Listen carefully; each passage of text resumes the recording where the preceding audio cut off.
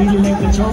However, yung Esmeralda last week ng TLPH, sinagot ang lahat. Yeah, when you go down to the technicals, it's TLPH that's leading, but Team Falcons has been saying otherwise. Let's see if may papanalo about TLPH or will we go over the distance? Casters, ano sa tingin nyo? And they do it again.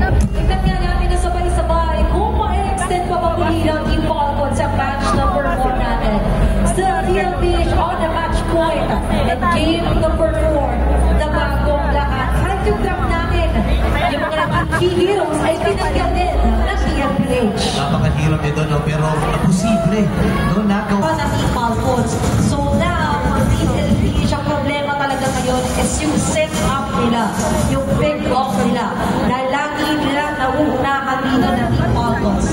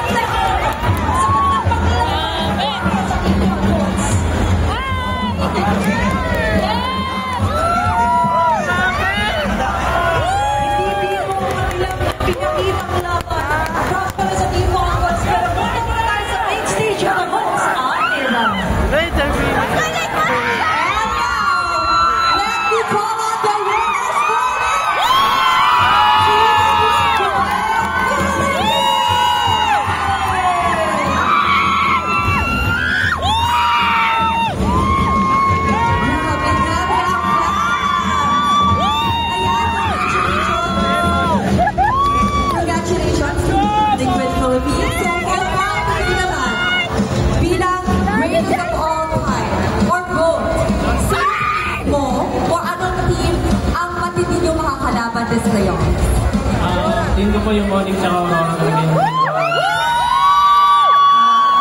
yan, parang makakiti yung mga fans, sa mga super fans.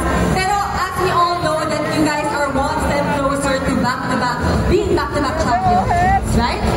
And we all know then na medyo mahihirapan yung mga challenges kayo. Kinakabahan ba ang Team Liquid? Like, kinakabahan? May excitement? Ano, what's running through your mind? Hindi ko kinakabahan. So